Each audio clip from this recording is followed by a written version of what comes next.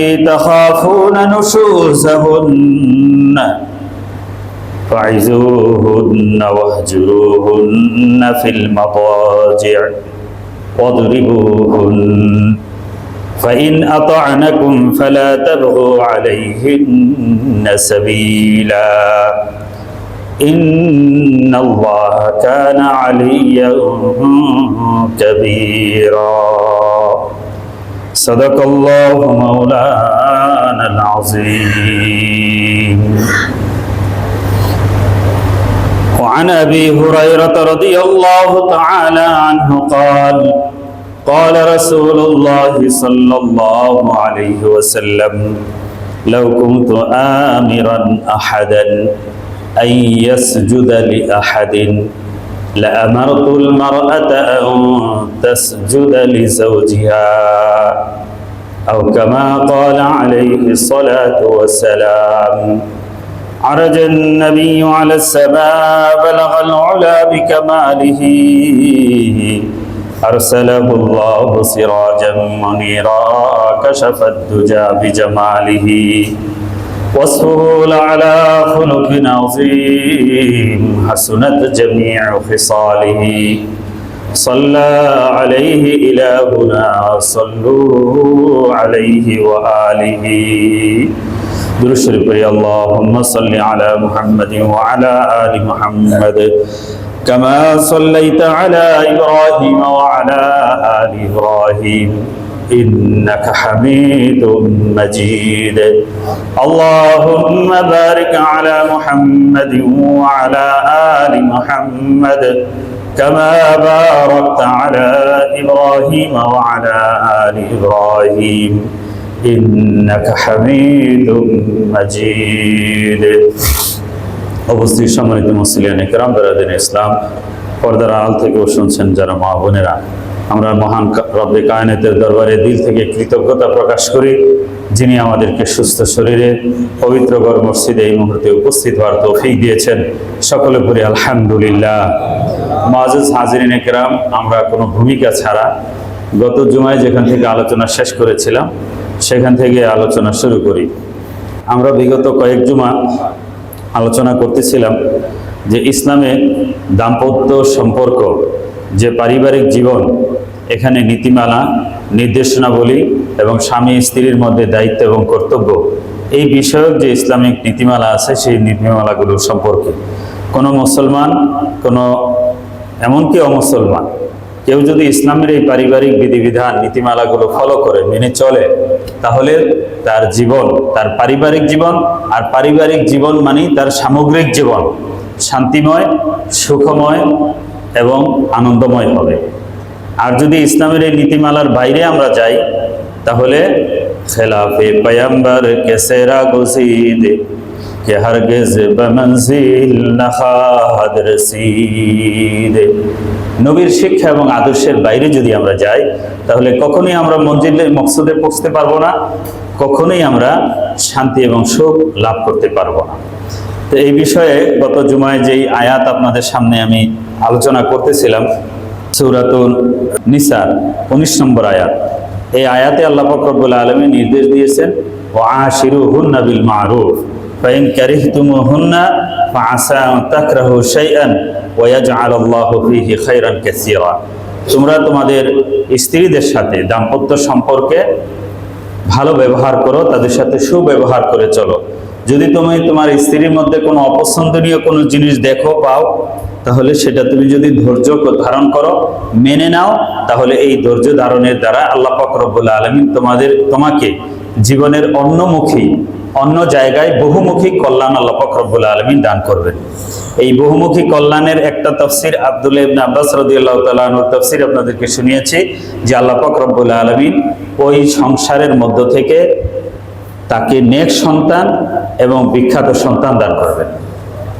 এবং যে ব্যক্তি নিজের ঘরে, আমি বিভিন্ন উদাহরণ এবং ঘটনা দিয়ে আপনাদেরকে বলেছি, নিজের ঘরে স্ত্রীর কিছু অপছন্দনীয় জিনিসকে সবর করে মেনে নেয়, বাইরের জগতে অন্য দিক থেকে আল্লাহ পাক রব্বুল আলামিন তাকে পুষিয়ে দেন।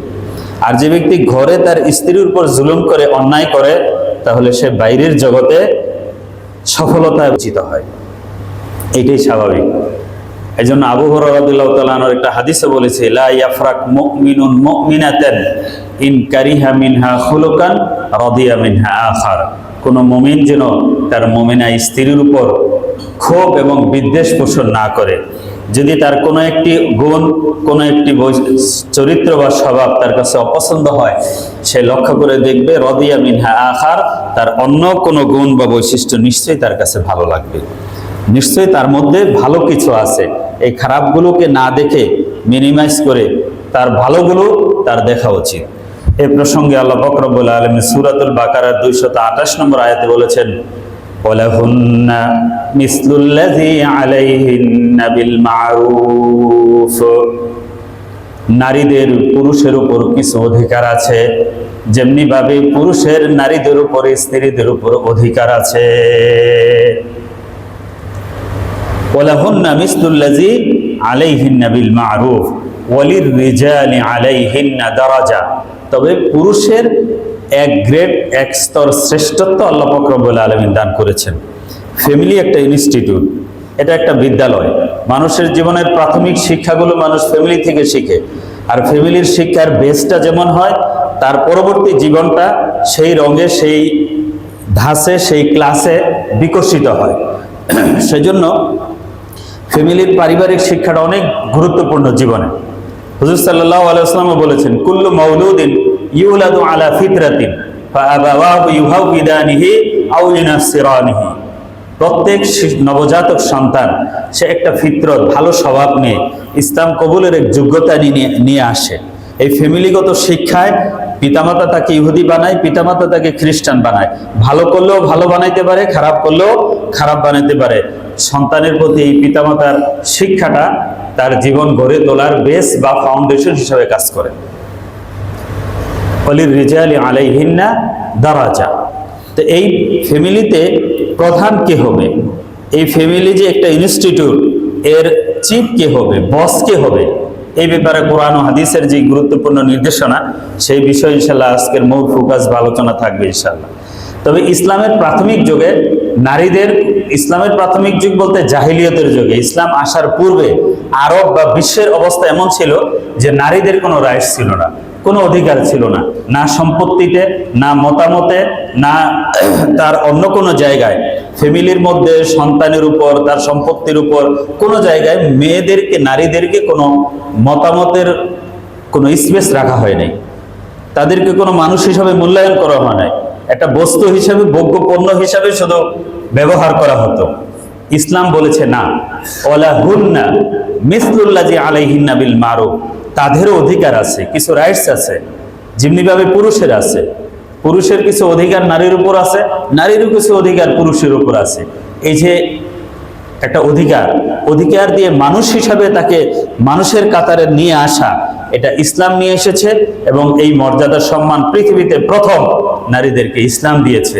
এর আগে কোনো জাতি, ধর্ম নারীদেরকে তার ন্যায্য বা প্রাপ্য অধিকার দেয় নাই। এই বিষয়ে লম্বা আলোচনা আছে, ইনশাআল্লাহ সামনে আরো বলবো।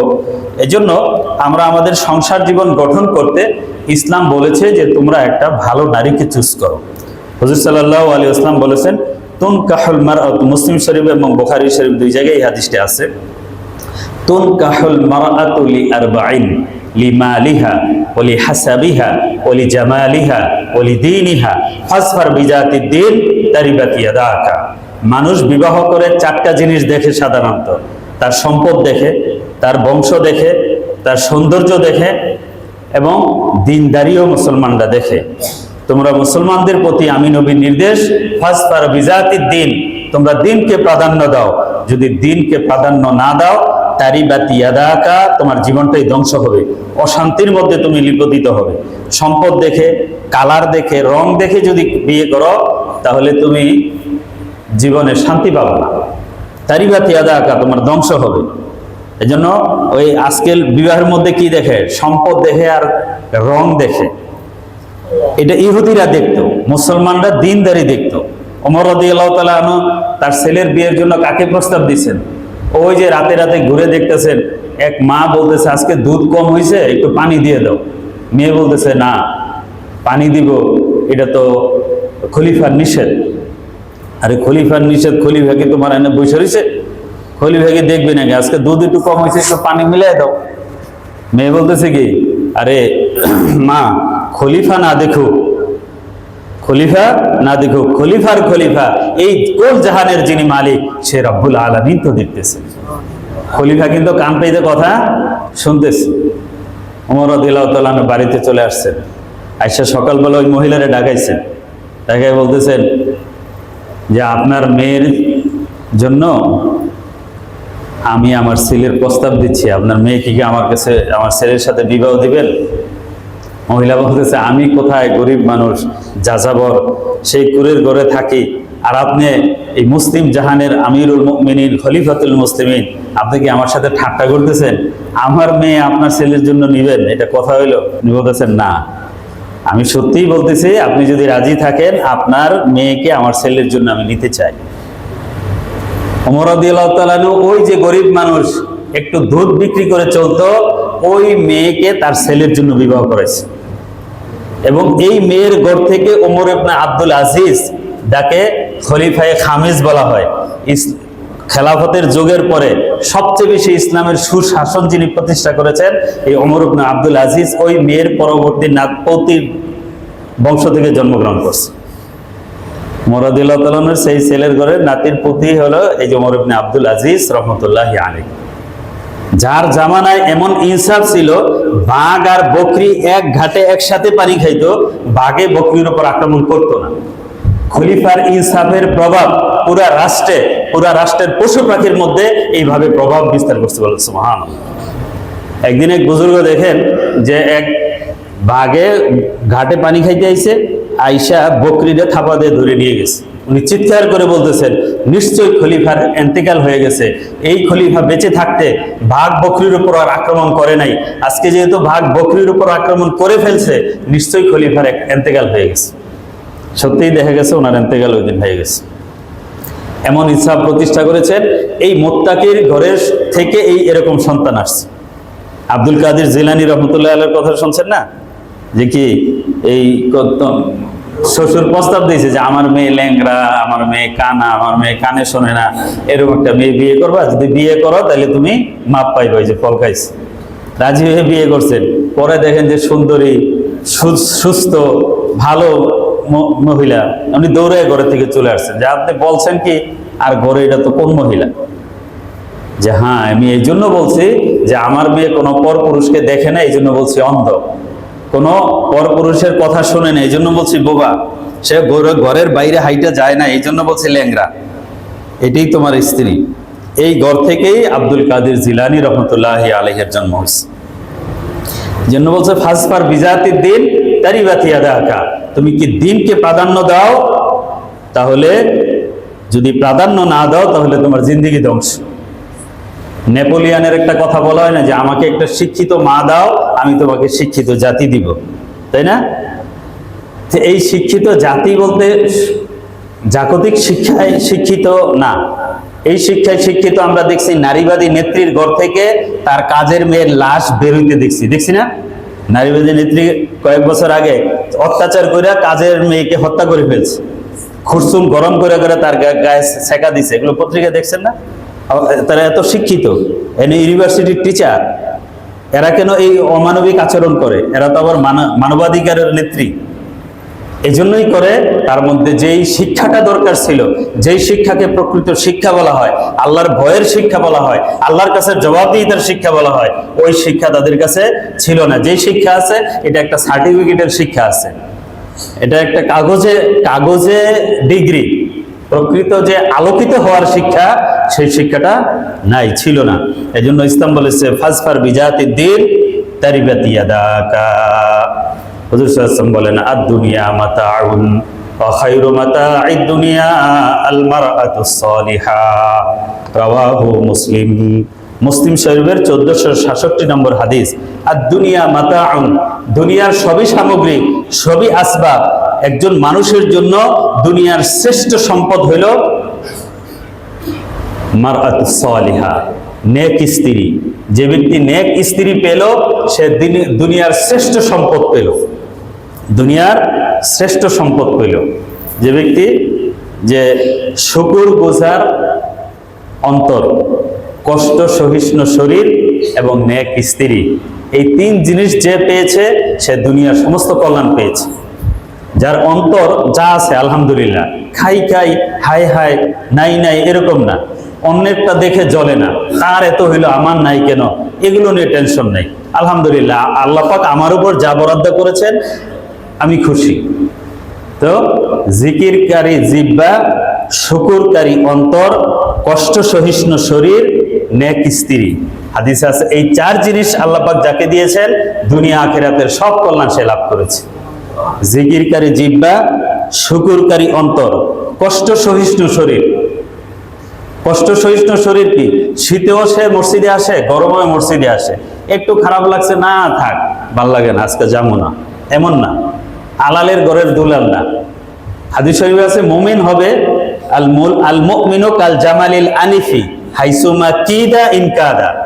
মুমিন হবে নাকে রশি লাগানো ওটের মতো, যেদিকে টানে সেদিকে যায়। গরুর মধ্যে ওটের মধ্যে নাকে রশি লাগাইলে এটা জোর করতে পারে না, যেদিকে রশি টানতে ওদিকে যেতে বাধ্য।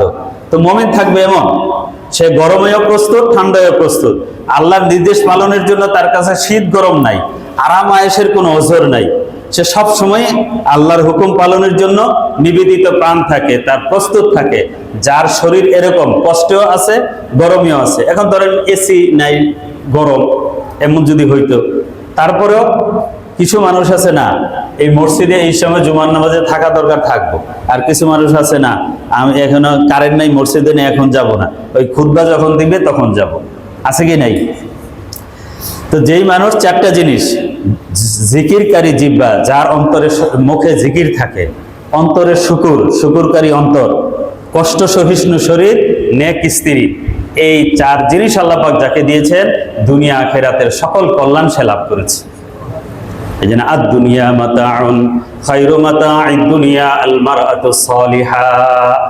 দুনিয়ার সবই আসবাব, সবই সম্পদ, শ্রেষ্ঠ সম্পদ একজন নেক স্ত্রী। এখন তুমি চিন্তা করো, হে মানুষ, তুমি কি আটার বস্তা কিনবা নাকি একজন দিনদার নারীকে কিনবা? হুজুর বলছেন ফাসফার বিজাতি দিন, হে আমার উম্মতেরা তুমি দিনকে প্রাধান্য দাও। তারিবাতি আদাকা, বাড়িওয়ালা, গাড়িওয়ালা, সম্পদওয়ালা, ডিগ্রিওয়ালা এগুলো দেখো না, দিন দেখো, আল্লাহর ভয় দেখো। এটা যদি না দেখো তাহলে তোমার জিন্দেগি ধ্বংস। এই জন্য কি টাকার বস্তার আটার বস্তার সম্পর্ক হবে না, কি হবে? দিনের সাথে দিনের সম্পর্ক হবে। ছেলে বিয়ে দিতেও দেখা উচিত দিনদারি, মেয়ে বিয়ে দিতেও দেখা উচিত দিনদারি। কই ছেলে বিরাট কামায়, কি কয়? আরে চাকরি কয় পয়সা, বাড়তি উফরি কামায় আরো অনেক বেশি। এই উফরি যে খামায়, কিভাবে খামায়, 2 হাতে কামায়, ওইটা চিন্তা করে না। হ্যাঁ, শ্বশুর বাড়ি আসতে অনেক কিছু নিয়ে আসে, 2 হাত বইরা নিয়ে আসে, খুব খুশি। কিভাবে আনে, কোত্থেকে আনে, সে বেতন পায় কত, খরচ করে কত, এই হিসাব কেউ মিলিয়ে দেখে না। হালাল আর হারাম আকাশ পাতাল বেশ কম। এই জন্য মহিলাদের জান্নাতে যাওয়া সহজ, নারীরা অল্প কিছু করলেই কিন্তু জান্নাতে যেতে পারে। জিম্মাদারি তো সব পুরুষের। হুজুর সাল্লাল্লাহু আলাইহি ওয়াসাল্লাম বলছেন, ইজা সাল্লাতিল মারআতু খামসাহা ওয়া সামাত শাহরাহা ওয়া হাসানাত ফারজাহা ওয়া আতাআত জাওজাহা কিলা লাহা দুখুলিল জান্নাত মিন আইয়ি আবওয়াবিল জান্নাতি শি'তি। মহিলারা যদি মাত্র 4টা কাজ করে, 5 ওয়াক্ত ফরজ নামাজ পড়ে, রমজানে রোজা রাখে এবং নিজের লজ্জাস্থানের হেফাজত করে, নিজের চরিত্রটাকে সে রক্ষা করে এবং স্বামীর আনুগত্য করে, তাকে জান্নাতের 8 জান্নাত থেকে ডাকা হবে। কিলা লাহা উদখুলিল জান্নাতা মিন আইয়ি আবওয়াবিল জান্নাতি শি'তি। জান্নাতের যেই দরজা দিয়ে চাও তুমি সেই দরজা দিয়ে জান্নাতে প্রবেশ করো, বলো সুবহানাল্লাহ। কারণ নারীদের আর আদার্স দায়িত্ব কম, সংসার তার সম্পদের মালিক বানাইছে। ইসলামের আগে নারীদের সম্পত্তির মালিকানাই ছিল না। ইসলাম বলেছে নারীরা সম্পত্তির মালিক হতে পারবে। সে বাবার কাছ থেকে পাবে, সে স্বামী মারা গেলে স্বামীর কাছ থেকে পাবে, আবার স্বামী বেঁচে থাকতে মোহর পাবে, সন্তান মারা গেলে সন্তানের কাছ থেকেও সে ওয়ারিস পাবে, মিরাস পাবে। কিন্তু নারীদের কোনো অর্থনৈতিক কোনো জিম্মাদারি দায়িত্ব নেই। নিজের উপরে খরচ করারও দায়িত্ব নাই, নিজের সন্তানের উপর খরচ করার দায়িত্ব নাই, ভাই বোন আত্মীয় স্বজন কারো উপর খরচ করার কোনো জিম্মাদারি আরোপ করা হয়নি। বিবাহের আগে বাবা খাওয়াবে, বাবা না থাকলে ভাই, তার ফ্যামিলি, বিবাহের পরে স্বামী। নিজের খরচের দায়িত্বটাও তার উপরে দেয় নাই, অথচ ইসলামে তাকে সম্পদের মালিক বানাইছে। যেহেতু অন্য কোনো জিম্মাদারি নাই, তাহলে তার জবাবদিহিতাও নাই। রাষ্ট্র, দেশ, সমাজ কোনো কিছুর দায়িত্ব ইসলাম তার উপর আরোপ করে নাই। তাকে আরোপ করেছে যে তুমি এই কাজগুলো করো, 5 ওয়াক্ত নামাজ পড়ো, রমজানে রোজাগুলো রাখো, স্বামীর আনুগত্য করো, নিজের চরিত্রকে রক্ষা করো, জান্নাতের সব দরজা দিয়ে তোমাকে ডাকা হবে। মিন আইয়ি আবওয়াবিল জান্নাতি শিইতি, কিল আলা দুখুলিল জান্নাতা মিন আইয়ি আবওয়াবিল জান্নাতি শিইতি। কিন্তু সমান অধিকার নামে আমারে যে দায়িত্ব দেয় নাই, আমি যদি সেই কাঁধে বোঝা নিয়ে তারপরে সেই বোঝায় আমি জর্জরিত হই, এটা তো কারো কিছু করার নাই। যার যে বোঝা নিবে সে তার জবাব দিবে। ইসলামে নারীদেরকে দায়িত্ব দিয়েছে কম, সুবিধা দিয়েছে বেশি। আমি আপনাদের সামনে সূরাতুন নিসার 34 নম্বর আয়াত খুতবায় পড়েছি। এই আয়াতের ব্যাখ্যায় মূল খোলাসা সারাংশটা এটাই দাঁড়ায় যে ফ্যামিলি নামক ইনস্টিটিউটের মধ্যে, ফ্যামিলিকে যদি আপনি একটা অফিস ধরেন, এটা যদি একটা প্রতিষ্ঠান ধরেন, এটাকে যদি একটা বিদ্যালয় ধরেন, এর চিফ এবং প্রধান কে হবে এবং কেন হবে, এই ব্যাখ্যাটাই আল্লাহ পাক রব্বুল আলামিন এই আয়াতে দিয়েছেন। আল্লাহ বলেন, আর রিজালু কাওয়ামুনা আলান নিসা, পুরুষরা নারীদের উপর ইনচার্জ, তত্ত্বাবধায়ক, কর্তৃত্ববান। বিমা ফাদ্দালাল্লাহু বা'যাহুম আলা বা'যিন ওয়া বিমা আনফাকু মিন আমওয়ালিহিম, বিমা ফাদ্দালাল্লাহু বা'যাহুম আলা বা'য। কেননা আল্লাহ পাক রব্বুল আলামিন পুরুষদেরকে নারীদের উপর বেশ কিছু দিক থেকে শ্রেষ্ঠত্ব দান করেছেন। তাফসীরে আছে বিল ইলমি ওয়াল আকলি ওয়াল বিলায়াতি ওয়া গায়রি যালিক। শিক্ষার দিক থেকে, শিক্ষা বলতে সার্টিফিকেটধারী শিক্ষা না, আল্লাহর পক্ষ থেকে কিছু শিক্ষা জ্ঞান আল্লাহ পাক রব্বুল আলামিন দিয়েছেন। ফিজিক্যাল যদি বর্ণনাটা দেই, যে একজন পুরুষের হার্ট একজন মহিলার হার্ট, একজন পুরুষের ব্রেন একজন মহিলার ব্রেন, পুরুষের শারীরিক সক্ষমতা মহিলার শারীরিক সক্ষমতা, এগুলো যদি আপনি বিশ্লেষণ করেন, সব দিক থেকে দেখবেন যে পুরুষের সক্ষমতা বেশি। বলেন ঠিক না বেঠিক? আমি এই ডাক্তারি এই লাইনে আজকে গেলাম না। এবং আল্লাহ পাক রব্বুল আলামিন পুরুষদেরকে আকল জ্ঞানও বেশি দিয়েছেন। ওয়ালায়াত মানে লিডারশিপ, নেতৃত্ব, পরিচালনার যে যোগ্যতা পুরুষদেরকে বেশি দিয়েছেন। জিহাদ করা, রাষ্ট্র পরিচালনা করা, ইমামত করা, নবুয়ত করা এবং শত্রুর মোকাবেলা করা, অনেক দায় দায়িত্ব একজন পুরুষের আছে। উপার্জন করা, ব্যয় করা, নারীর এই ধরনের কোনো দায় দায়িত্ব ইসলামে তাকে আরো করে নেই। একজন পুরুষ যেই স্ট্রাগল করতে পারে, যে প্রতিকূলতাকে মোকাবেলা করতে পারে, বলেন স্বামী নারীরা সেটা পারে, সে অল্পতেই ভেঙে যাবে, সে অল্পতেই ভেঙে যাবে। একজন পুরুষ, ধরেন কাউন্সিলর একজন পুরুষ, সে রাতের 12টার সময় সমস্যা হয়েছে, জনগণ নিয়ে সে জনগণের মাঝে বেরিয়ে যেতে পারবে। একজন নারীকে সেটা পারবে? পারবে না। ঘরের নিজের ফ্যামিলিগত সমস্যা, ঘরের বাইরের সমস্যা এসে পুরুষ একটা গেঞ্জি করে বেরিয়ে যাবে, নারীর পক্ষে কি সেটা সম্ভব? সম্ভব না। তো এই ফিজিক্যালি ভাবে বলেন, নেতৃত্বের বা লিডারশিপের গুণাবলীর দিক থেকে বলেন, সব দিক থেকে আল্লাহ পাক রব্বুল আলামিন পুরুষদেরকে সক্ষমতা, শ্রেষ্ঠত্ব দান করেছেন। এই শ্রেষ্ঠত্বের কারণে পুরুষরা হবে ইনচার্জ, পুরুষরা হবে অভিভাবক, পুরুষ হবে তত্ত্বাবধায়ক, পুরুষ হবে ফ্যামিলির কর্তা। এটা আল্লাহর হুকুম, নির্দেশ। এখন যদি দুইজনেই কর্তা হতে চায়, অথবা পুরুষকে মাইনাস করে ওই ঘরের মহিলাই যদি কর্তা হতে চায়, এই আল্লাহর এই নিজাম এবং আল্লাহর বিধানকে উল্টাইতে চাইলে এখানে ভেজাল হবে, কোনো কল্যাণ কিছু আসবে না। এবং এটা প্র্যাকটিক্যাল দুনিয়ায় আপনারা দেখতেছেন, সময় কম, উদাহরণ দিয়ে বোঝানো যাবে না। পুরুষদের শ্রেষ্ঠত্বের একটা কারণ বলছেন আল্লাহ পাক রব্বুল আলামিন, যে আল্লাহ বিমা ফাদ্দালাল্লাহু বা'যাহুম আলা বা'য, পুরুষকে নারীদের উপর বহু দিক থেকে শ্রেষ্ঠত্ব দিয়েছেন। অবিমা আনফাকু মিন আমওয়ালিহিম, আরেকটি কারণ আল্লাহ উল্লেখ করেছেন, কারণ পুরুষ নারীদের উপর খরচ করে। পুরুষ নারীর উপর খরচ করে, ব্যয় করে। ব্যয়ের জিম্মাদারি, ব্যয় নির্বাহের দায়িত্ব যার, যে পয়সা খরচ করে তার একটা কর্তৃত্ব থাকবে না? তার সুপেরিয়রিটি অবশ্যই থাকবে। কারণ এই সংসারের খরচের দায়িত্ব পুরুষ। হ্যাঁ, কোনো ফ্যামিলিতে মহিলাও কাজ করে, চাকরি করে, কিন্তু মহিলার চাকরি দিয়ে, মহিলার আয় দিয়ে আসলে মানে সেই কল্যাণ সাধিত হয় না যেটা পুরুষের আয় দিয়ে হয়। একটা চাকরিজীবী মহিলা বলেন একটা বেকার ছেলেকে বিয়ে করে, তার স্ট্যাটাসের আরেকজন চাকরিজীবী খোঁজে, বেকার মেয়েকে বিয়ে করে না। কিন্তু একজন পুরুষ 10,000 টাকা বেতন পেলেও একজন বেকার মেয়েকে তার ঘরে এনে বউ করে একটা সংসার নামক জীবন, সংসার নামক একটা কি বলে ইনস্টিটিউট সে গঠন করে। বলেন ঠিক না ঠিক? একটা মহিলা সেটা করে না, এবং তার আয়ের বরকত, তার আয় দিয়ে তার নিজের ফ্যামিলি, তারপরে বিভিন্ন কিছু এই সাজানো গোছানো এই সেই এগুলোর মধ্যে ব্যয় হয়ে যায়। একটা জরিপ বলছে যে, ব্যাংকের একটা জরিপ কিছুদিন আগে দেখছি ফেসবুকে, যে 90-95% পুরুষ তার ব্যাংকের নমিনি দেয় তার স্ত্রীকে। ঠিক অপর দিকে, উল্টা দিকে প্রায় 90-99% মহিলা তার ব্যাংকের নমিনি স্বামীকে দেয় না। বলেন ঠিক না ঠিক? কাকে দেয়? হয় ভাইকে, মাকে, বাবাকে, সন্তান থাকলে দেয়, কিন্তু স্বামীকে নমিনি বানায় না। সংসার জীবনে নারীকে ব্যয়ের দায়িত্ব দেওয়া হয়নি। অবিমা আনফাকু মিন আমওয়ালিহিম, তাদের সন্তানের ব্যয়ের ভার, ব্যয় নির্বাহের দায়িত্ব আল্লাহ পাক রব্বুল আলামিন নারীকে দেন নাই, পুরুষকে দিয়েছেন। পুরুষ যেহেতু ফিজিক্যালি নেতৃত্ব, লিডারশিপের গুণে নারীদের উপর শ্রেষ্ঠ, এজন্য ফ্যামিলি নামক এই প্রতিষ্ঠানের কর্তা হবে পুরুষ। পুরুষ যেহেতু নারীদের উপর, ফ্যামিলির উপর খরচ করার যেহেতু দায়িত্ব, সেজন্য নেতৃত্ব এবং কর্তা হবে পুরুষ। অবিমা আনফাকু মিন আমওয়ালিহিম, এই নেতৃত্ব কার হবে? পুরুষের হবে। এই আয়াতের আরো অনেক লম্বা ব্যাখ্যা। এই বিষয়টা এমন একটা বিষয়, গত এই 3 জুমা, আজকে নিয়ে মনে হয় 4 জুমা আলোচনা হয়েছে। আমি মনে করেছিলাম 2-3 জুমে আলোচনাটা শেষ হবে, আরো লাগবে সময়।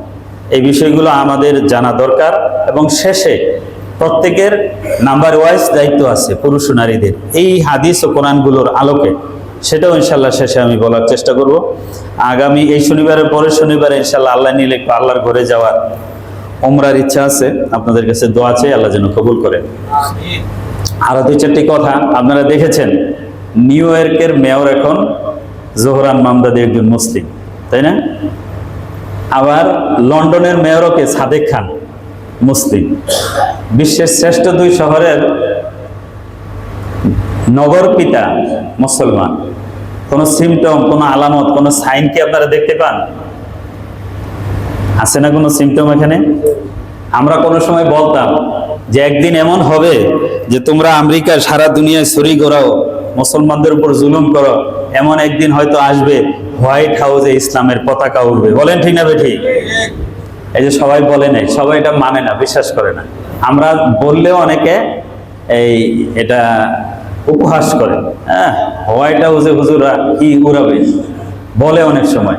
হুজুর সাল্লাল্লাহু আলাইহি ওয়াসাল্লাম খন্দকের যুদ্ধের মধ্যে একটা পাথর পড়ছে, এটা কেউ ভাঙতে পারে না। হুজুর সাল্লাম একটা বাড়ি দিছেন, এই বাড়ি দেওয়ার সাথে সাথে একটা বিদ্যুতের মতো একটা আগুনের ঝলকানি উঠছে, এবং এই ঝলকানিতে কিসরা কাইসার, পারস্য এবং সিরিয়া, শাম দেশ, ওই সময় ছিল এই 2 সুপার পাওয়ার, তাদের রাজপ্রাসাদ ভেসে উঠেছে।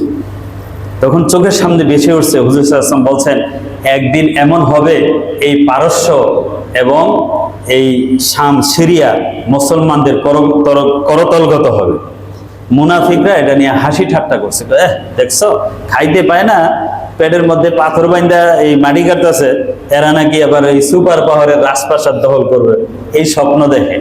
এগুলা নিয়ে উপহার রাসূল সাল্লাল্লাহু আলাইহি ওয়াসাল্লাম সাহাবায়ে কেরামরে টিটকারি ঠাট্টা বিদ্রুপ করছে। কিন্তু বেশি দিন লাগছে এই রাজপ্রাসাদ মুসলমানদের অধীনে আসতে? লাগে নাই। আগামী বিশ্ব, ইসলামের বিশ্ব আমরা বলি, অনেকের কাছে এটা হুজুরদের এইসব কথা ভালো লাগে না, কিন্তু এটা বাস্তব। আজকে নিউ ইয়র্ক হলো জাতিসংঘের হেড অফিস, তাই না?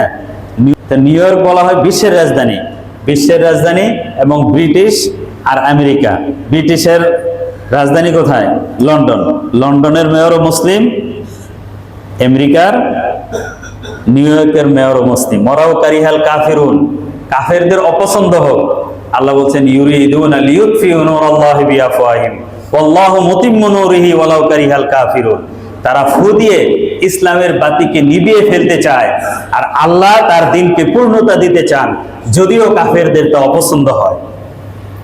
ট্রাম্প মুসলিম বইলা কটাক্ষ করছে, এবং নিউ ইয়র্কের বড় রিয়েল এস্টেট ব্যবসায়ী যারা বড় বড় মিলিয়নিয়ার তারা বিরোধিতা করছে, কিন্তু ছোট ছোট ক্ষুদ্র ক্ষুদ্র মানুষের সহযোগিতায় 50% বেশি ভোট পেয়ে একজন মুসলিম নির্বাচিত হয়েছেন। এবং তার জন্ম কোথায়? উগান্ডায়। মানুষ পিছনের দেশ, একেবারে নিম্নমানের দেশের উদাহরণ দিলে বলে উগান্ডা, বলে না?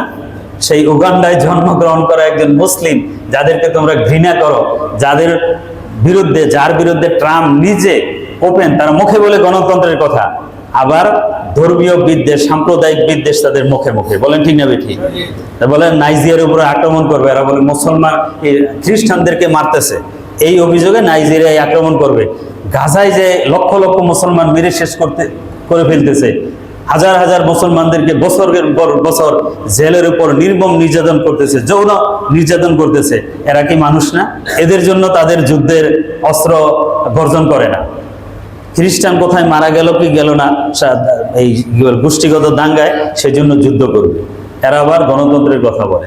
যাই হোক, তারা যতই অপছন্দ করুক, আল্লাহ পাক রব্বুল আলামিন যেদিন চাবেন সেদিন হোয়াইট হাউসে একদিন ইসলামের পতাকা উড়বে, বলেন ঠিক না বেঠিক? সেদিন বেশি দূরে না, তোমরা যতই অপছন্দ করো। আমাদের এই যে বর্তমান আমাদের এই ইনস্টিটিউটের vice chairman, senior vice chairman engineer Tamjidur Rahman Saheb, উনি একটা সংস্থার সাথে জড়িত আছেন ওতপ্রোতভাবে, সেটা হলো IIER, institute of Islamic education and research, এবং কোরআন প্রচার সংস্থা। এদের লক্ষ্য হলো যে বাংলাদেশে এবং অন্যান্য ইসলাম কান্ট্রিতে আরবিকে সেকেন্ড ল্যাঙ্গুয়েজ হিসাবে রাষ্ট্রীয়ভাবে স্বীকৃতি দেওয়া এবং শিক্ষার সর্বস্তরে আরবি ভাষাকে সিলেবাসভুক্ত করা। এটার সাথে আমরা সম্পূর্ণ একমত, এই নীতির সাথে। কারণ আমরা তো মাদ্রাসাগুলি আরবি মিডিয়ামে পড়াই। হুজুর সাল্লাল্লাহু আলাইহি ওয়াসাল্লাম বলছেন যে তোমরা আরবিকে ভালোবাসো, আহিব্বুল আরব লিসালাসিন, 3 কারণে আরবিকে ভালোবাসো। লিয়ান্নি আরাবিয়ুন ওয়াল কোরআনু আরাবিয়ুন ওয়া লিসানু আহলিল জান্নাতি আরাবিয়ুন। কেননা আমি তোমাদের নবী আরবি, যেই নবীকে দেওয়া দিন ইসলাম তোমরা পাইছো, তোমাদের ধর্মগ্রন্থ কোরআন আরবি, আর জান্নাতীদের জাতীয় ভাষা কি হবে? আরবি। সব ভাষা বলে সব জান্নাতীরা পারস্পরিক টকিং কি করবেন? কনভারসেশন হবে আরবিতে। অতএব আরবিকে আমরা ভালোবাসি। তো ওনাদের যে অভিযান বা মিশন, যে কর্মসূচি, এটা হওয়া দরকার। আজকে শুধু ধর্মীয় কারণে না, যদি অর্থনৈতিক দিক থেকেও চিন্তা করেন, 1 কোটির উপরে আমাদের দেশের শ্রমিকরা মিডল ইস্টে কাজ করে। এরা শুধু আরবি না জানার কারণে, ভাষা না জানার কারণে ভালো জায়গায় ভালো পজিশনে তারা যেতে পারে না। ওই পাকিস্তানিরা, রোহিঙ্গারা, ওরা মিলে একটা অকারেন্স করে বাঙালিদেরকে ওটার উপরে দায় দিয়ে চলে যায়। এখন আরবিতে এসে যখন জিজ্ঞেস করে, কিছু বলতে পারে না, হা করে, ওই ওরা যেটা বোঝে ওইটাই বুঝে, ওরা ফাইসা যায়। এরকম বহু ঘটনা আছে। এই জন্য আরবি ভাষাটা আমরা যদি শিখি, এটা ধর্মীয় দিক থেকে ফায়দা, এবং আমরা অর্থনৈতিক দিক থেকে, রেমিটেন্সের দিক থেকেও ফায়দা। এটা ব্যাখ্যা করলে সময় নাই। যদি ভাষা জানতো, অনেক ভালো ভালো জায়গায় চাকরি করতে পারতো। যেই পরিমাণ রেমিটেন্স এই 1 কোটি মানুষ পাঠায়, এর চেয়ে 10 গুণ বেশি রেমিটেন্স আমাদের দেশে তারা পাঠাইতে পারতো, যদি শুধু ভাষা জানতো। তাহলে অর্থনৈতিক কারণেই যদি আপনি শিক্ষা দেন, তাহলে সিলেবাসে কেন এই আরবিটা আপনারা শিক্ষার অন্তর্ভুক্ত করছেন না? সেটা করা হোক। আমরা চাই যে IIER, যারা institute of Islamic education and research এবং কোরআন প্রচার সংস্থা, আমাদের ভাইস প্রেসিডেন্ট তামজিদ সাহেব যেটা যুক্ত আছেন, আমরা এটার সাথে সমর্থন জানাই, এবং রাষ্ট্রীয় পর্যায়ে আরবি ভাষাকে স্বীকৃতি দেওয়া হোক এবং সিলেবাস ভুক্ত করা হোক। সবাই রাজি আছে তো ইনশাআল্লাহ? আমরা সমর্থন করি।